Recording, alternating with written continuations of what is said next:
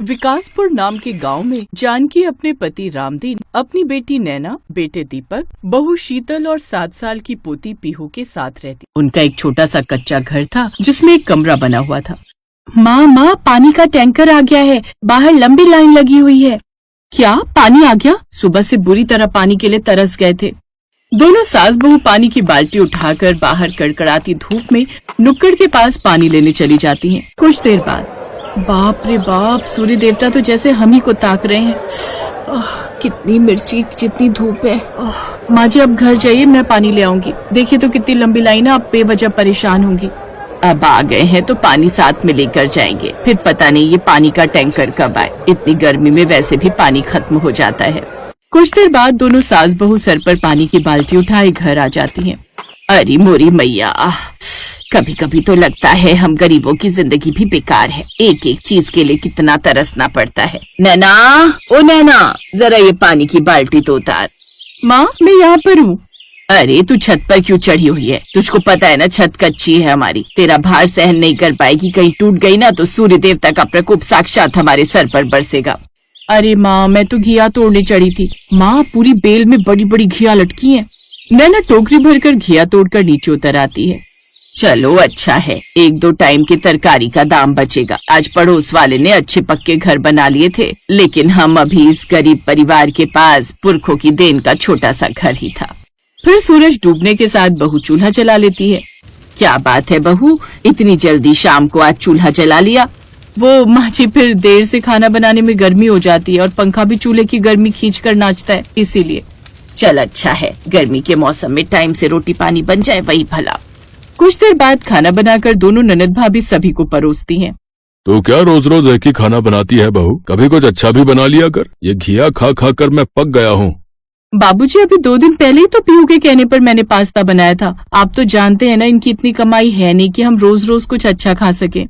अरे मैं तो बार बार दीपक को कहती हूँ कि कोई दूसरी कंपनी देख ले, इतने कम पैसों में घर का गुजारा नहीं चल पाता। अब अच्छा खाना तो तभी नसीब हो पाएगा ना जब घर में पैसे होंगे। उसकी कम कमाई में न तो इन गर्मियों में कूलर आ पाता है, न ही ठीक से नींद आ पाती है। सोचा था थोड़े पैसे होते तो इस कमरे को बड़ा कर लेते ताकि सब आराम से रह पाते, लेकिन यहाँ खाने का गुजारा तो मुश्किल से चल रहा है।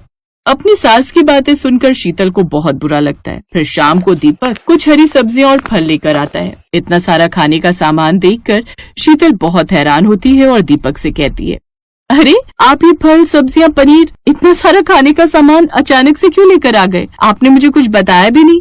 हाँ शीतल, वो इसलिए क्योंकि परसों चाची जी और उनकी बेटी दामाद हमारे घर आ रहे हैं, और चाची ने मुझे फोन करके स्पेशली बोला है इन सब के लिए, क्योंकि उनके बेटी दामाद पहली बार हमारे घर आ रहे हैं।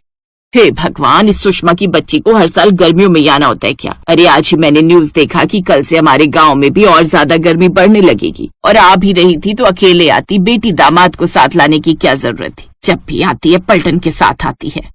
माँ जी बिन बुलाए मेहमान ऐसे ही होते हैं।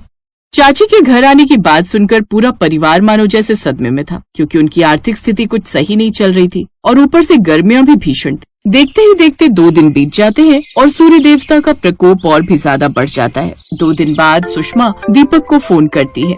अरे दीपक बेटा, हम स्टेशन पर खड़े हैं, यहाँ तो लू चल रही है, तू अभी तक हमें लेने नहीं आया। वो चाची जी मैं बस आपको लेने के लिए घर से निकल ही रहा था, पर तभी तेज धूप के कारण थोड़ी देर रुक गया। मैं बस निकल रहा हूँ, आप मेरा इंतजार कीजिएगा। इतना बोलकर दीपक चिलचिलाती धूप में अपनी चाची, बहन और उसके पति को लेने स्टेशन पहुंच गया और उन्हें तेज धूप में ही घर लेकर आता है। घर आते ही सुषमा की बेटी सुरभि शीतल से बोलती है, छी भाभी आप इतनी गंदी जगह रहती हो, जब छोटे से घर में ही रहना है तो कहीं अच्छी जगह रह लो। देखो ना आपका घर रोड से कितनी अंदर को है, ऊपर से कच्ची और तंगलिया। मेरी तो चलते चलते हालत खराब हो गई, और रोड भी कितनी बेकार है यहाँ की। अच्छा शीतल बहू, अपनी पीहू किधर है? कहीं नजर नहीं आ रही। वो पीहू के एग्जाम चल रहे हैं तो इसीलिए वो स्कूल गई है। बताओ भाई, बच्चे को गर्मी में स्कूल छोड़ने चला गया और मैंने रेलवे स्टेशन आने के लिए कहा तो गर्मी का बहाना देने लगा। क्यों दीपक, चाची को घर बुलाने का मन नहीं होता क्या तेरा कभी? अरे सुषमा ऐसा नहीं है, अगर ऐसा होता तो तुम हर साल बिना बुलाए जो आती हो तो उसमें हम तुम्हारा स्वागत थोड़ी न करते, हम तो तुम्हें उल्टे पांव वापस ना भेज देते। जानकी की तीखी बातें सुनकर सुषमा मुंह बना लेती है। कुछ देर बाद शीतल उनके लिए सत्तू का शरबत बनाकर लाती है, जिसे देख सुरभि का पति राजीव शीतल से कहता है, अरे भाभी जी, पहली बार मैं अपनी बीवी और सास के साथ आपके घर पर आया हूँ और आप मुझे ये सत्तू पिला रही हैं। अरे पिलाना ही है तो मैंगो शेक, बनाना शेक, दही भल्ले, छोले भटूरे बनाइए। वैसे भी सुबह से मैंने कुछ नहीं खाया, पेट में चूहे दौड़ रहे हैं। हाँ क्यों नहीं, आप ये सत्तू पीजिए, तब तक मैं छोले भटूरे बनाने का इंतजाम करती हूँ। इतना बोलकर शीतल अपने पति के पास जाती है और उसे घर आए मेहमानों की फरमाइश बताती है। दीपक जी, एक बार अपने अकाउंट में बैलेंस चेक कीजिए, क्योंकि आपकी दीदी और जीजा ने छोले भटूरे की फरमाइश भेजी है। शीतल दीपक से खाने की बात कर ही रही थी कि तभी पीहू स्कूल से आ जाती है। अरे वाह, आज छोले भटूरे बनेंगे, वाह वाह। पीहू शांत हो जाओ, वो सिर्फ घर आए मेहमानों के लिए बनेंगे। तुम्हारे पापा के पास अभी इतने पैसे नहीं है कि वो सबके लिए बाहर की चीज ला सके।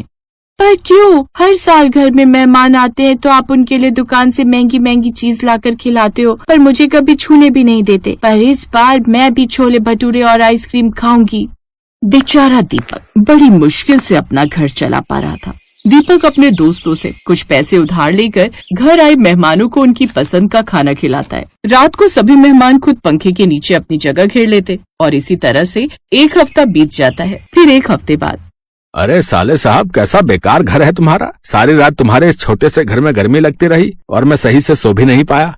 जीजा जी, ये पंखा थोड़ा पुराना हो गया ना, ऊपर से गर्मी भी ज्यादा हो गई है और ये छोटा सा घर, उसमें हम सब इतने लोग हैं, इसलिए उमस हो गई होगी। हाँ, तो इसीलिए कहता हूँ कंजूसी छोड़ो और एक बढ़िया सा नया कूलर ले आओ। अब जाओ, आज ही नया पंखा या कूलर लेकर आओ। हम पूरी रात सो नहीं पाए हैं और अभी तो हमें यहाँ 2 हफ्ते और रुकना है। अगर इसी तरह से गर्मी बढ़ती रही तो कितनी मुश्किल हो जाएगी हमें। सुरभि बेटी, अगर तुम्हें इस गर्मी में हमारे घर में इतनी ही दिक्कत हो रही हो तो तुम अपने घर चली जाओ। हम गरीबों का तो इतना ही गुजारा है। मुझे ऐसा क्यों लगता है ताई जी कि आपको मेरा आना पसंद नहीं आया? बोलने पर बिल्कुल अपनी माँ पर गई हो। अरे आप दोनों बहस बंद कर दीजिए। मैंने एक इलेक्ट्रिशियन से बात कर ली है, वो कल आकर पंखा ठीक करके चला जाएगा। फिर आप लोगों को सोने में कोई परेशानी नहीं होगी। अगले दिन इलेक्ट्रिशियन घर आता है और उनके पंखे की मरम्मत करता है। हो गई घर की मरम्मत, अब तो पार्टी बनती है। अच्छा, वैसे आज नाश्ते में क्या मिल रहा है? जी, मैंने चाय पराठे बना दिए, आप सब फ्रेश हो जाइए। मैंने टैंकर से पानी भरकर रख दिया है बाहर बाथरूम में। क्या आज भी चाय पराठे? बहू, इतनी गर्मी हो रही है और तू हमें चाय पराठे खिला रही है। एक काम कर, तू हम सबके लिए बढ़िया सी मीठी लस्सी और साथ में इडली और सांभर बना दे। क्या इडली सांभर? लेकिन चाची जी, मैंने इडली की कोई तैयारी नहीं कर रखी है। तो क्या हुआ, वो सामने दुकान है भाभी, नैना या पीहू को भेज दो, वो भाग कर ले आएगी। इसी बहाने बेचारी पीहू को भी अच्छा कुछ खाने को मिल जाएगा। ठीक ही तो कह रही है मेरी बेटी। सुषमा की डिमांड अब भी बढ़ती जा रही थी, जिस वजह से दीपक बार बार अपने दोस्तों से कर्ज लिए जा रहा था। अब वो कर्ज में इतना ज्यादा डूब चुका था कि उसके दोस्त उसे बार बार फोन करने लगे थे। यार, गर्मी का मौसम है, सब चीज बहुत महंगी हो गई है। अब तो ऑफिस जाना भी नहीं हो पा रहा है। इस महीने की सैलरी भी मेरी कट कर आई है यार। अब तो पैसे दे दे भाई, मुझे पैसों की बहुत जरूरत है। भाई, मेरे घर अभी मेहमान आए हुए हैं, पर मैं जल्दी तेरे पैसे लौटा दूंगा। यार, मैं पिछले 10 दिनों से यही सुन रहा हूँ यार। इतना बोलकर दीपक का दोस्त फोन रख देता है, जिस वजह से दीपक बहुत परेशान हो जाता है, जिसे देख अब जानकी अपने घर से बिन बुलाए मेहमानों को भगाने का रास्ता निकालती है।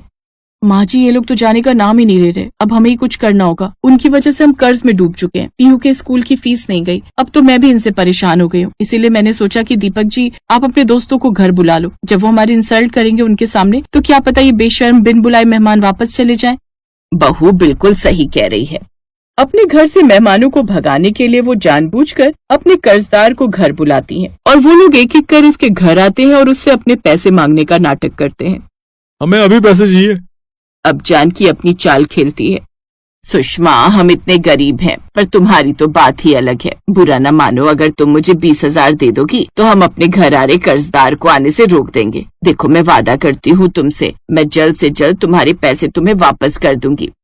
जेठानी जी, आपको पहले बताना चाहिए था कि आपके पास पैसे नहीं है या आपको पैसों की जरूरत है। आज शाम को तो हम लोग अपने घर जा रहे हैं, तो आप तो जानती हो ना, एक शहर से दूसरे शहर में आने जाने में कितना खर्चा होता है। मेरे पास तो 1000 भी नहीं है। इस तरह सुषमा अपनी बेटी दामाद के साथ भीषण दोपहरी में घर से निकल जाती है और घर से मेहमानों के जाने के बाद दीपक और उसका पूरा परिवार राहत की सांस लेता है और अगली सैलरी आते ही धीरे धीरे दीपक अपने कर्ज चुकाने लगता है। लेकिन उस गर्मी के बाद कभी उनके वो मेहमान लौटकर उनके घर नहीं आए।